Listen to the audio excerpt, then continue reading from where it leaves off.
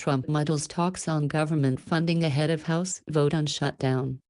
Washington, President Donald Trump complicated Republican efforts on Thursday to reach agreement on a temporary extension of government funding to avert a shutdown, blasting a plan to entice Democrats by funding a children's health insurance program.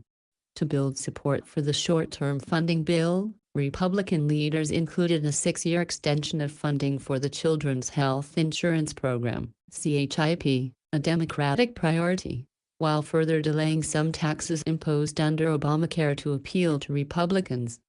Ahead of an expected vote in the House of Representatives later on Thursday, Trump said on Twitter that CHIP should be part of a long-term solution, not a 30-day or short-term extension.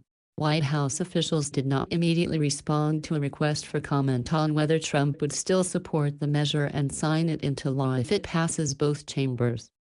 Leaders of the Republican-controlled Congress have been struggling for months to fund the government, which is now operating on its third temporary funding extension since the 2018 fiscal year began on October 1. The House vote on an extension to February 16 is expected after 2:30 p.m. EST, 1930 GMT, House Republican Majority Leader Kevin McCarthy said, but it was unclear if there were enough votes to pass it in either the House or Senate. Senate Republican Majority Leader Mitch McConnell said the chamber would take up the short-term funding measure as soon as the House approves it.